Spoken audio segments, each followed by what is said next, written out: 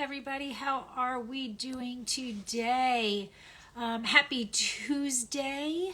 And it's November 29th already. Oh my goodness, November is almost over. And we are going to have the holidays coming up soon. So, kind of more of a quiet time around the winery. Everything, fermentation is done. Everything is kind of put to rest. And so we'll see what happens this winter. Some exciting news might be coming up for Dracaena Wines, so you need to stay tuned to that.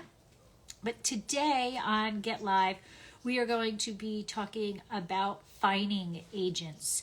Okay, and what is the big deal about fining agents? So first of all, there's a couple of reasons why wineries would use fining agents, right? They're there to either soften the tannins or to remove some proteins that can lead to haze, or sometimes there's just an unpleasant odor in the wine, and these fining agents are able to remove them. Now, the thing that happens is that they are going to attach either chemically or physically to the components in the wine, and they're going to be allowing us to take those bad things out. Okay, so now there are a whole bunch of fining agents that a winemaker can choose from, right? We have gelatin, same gelatin that's in those gummy bears that people like, right? So gelatin, isinglass, which is fish bladder. We can use egg whites, we can use carbon, we can use bentonite. And each of these has their own positives and negatives, because everything we do, right, there is never anything that is 100% positive. For every good thing, there's something that is going to be a little bad. And so the winemaker needs to choose what they're going to use in order to get the desired end product that they want. So choosing it there's positives and the negatives, right? So carbon, for example, is great when you have color issues, but it's not good for removing tannins. So if it's a rough wine that you're trying to soften, carbon is not going to be your choice, right? And gelatin is great for removing tannins, right? It's going to go in there and it's going to, soften those the edges of those wines, but it's not good at clarifying wine. So we don't have a single fining agent that is across the board, positive for everything. So what are some of our more popular ones? Okay, we have gelatin. Okay, so gelatin, like I said, is often used in white wine making. Okay, and it basically is there to aid in clarification and to reduce the level of phenolic compounds that give some white grape wines that bitterness, that astringency, okay, or even that browning that can occur in white wines. So the problem with gelatin, though, is that it is a pretty darn aggressive fining agent, so it can actually remove too much color from the wine. So you have to make sure that you're doing it in the correct percentages of what you're looking to have done.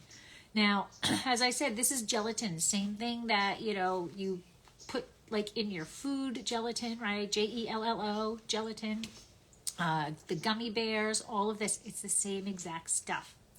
So now, another thing that we can use to fine our wine is isinglass. Now, isinglass is fish bladder, okay, and it is typically used for clarification of the white wines because it has a little less impact on the astringency and the body of the wine than gelatin. But what it does do is it can bring out some fruit flavors in the wine. So again, it's a give and take whether you're going to use gelatin, whether you're going to use isinglass. What do we want as an end result? Okay, so now I know that people have issues with animal products and things like that, but when people might not understand this, they're like, oh, I don't eat fish. Well, I hate fish. The smell of fish makes me completely nauseous. If somebody cooks fish in the house, even if it's one of those non-stinky fish, okay, I can smell it. I'm sensitive to it. Well, I can drink wine that has isinglass that is used as a fining product because it's not in there at the end product. Okay, it's not like we're throwing fish bladders in there, leaving them in there. Okay, so that carries over also to like more of the animal thing of like egg whites. Okay, people have issues with wineries that use egg white. Okay, this is used more with the red wines where the gelatin in the isinglass is more white. The egg whites or albumin is more for the red wines, and what it really does is soften the astringency, so it's going to lead to a little softer wine at the end. Again, there's no egg at the end of the wine product, so you're not consuming the egg. Okay. We also can use bentonite. So now bentonite is actually a form of fine clay. You can see it here, okay? And it is actually a special type of clay. It's made from volcanic ash. And it's used mostly if we are making a white wine and it reacts like to the charges of those compounds that are in the wine.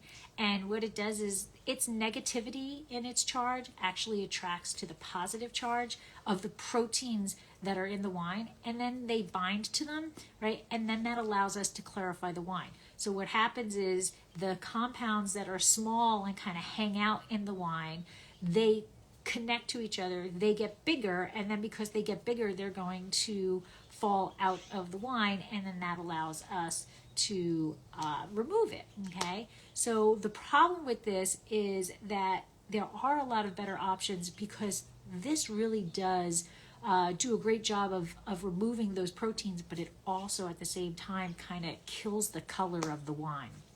So we want to be careful of when you're using bentonite. We can also use carbon, okay? So carbon is used basically to remove off flavors. It like filters out those flavors, and there are two different types of carbon that can be used. One is to deal with the color of the wine. We would use a different type of carbon than if we have dealing with an off odor of the wine. So two different types of carbon, but they basically function the same way. But it is a pretty aggressive form of fining. So again, you're careful with how much you're putting in, you know, and these things are all done in small amounts. And you're to pay attention to which fining product you want to use depending on what you want.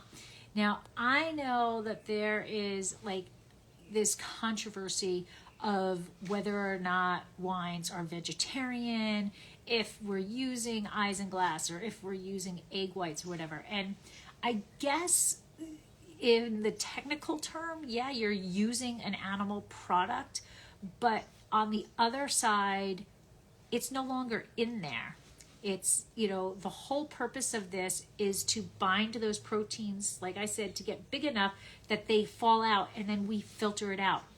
So as we put in the isinglass, yeah, there's fish bladder in there, but like I said, I'm like disgustingly hate fish, but I've had wine that's has used isinglass as a fining agent and it's fine. Okay, so I guess it's a matter of whether it's I don't want to do anything that uses an animal product, then yes, then I wouldn't use that. But if you're worried about consuming that egg or consuming that fish, you know, or consuming gelatin, you know, if you're really going to it, then, you know, it's no longer in the wine. So all it does is go in, does its job, and then as the winemakers, we take it out.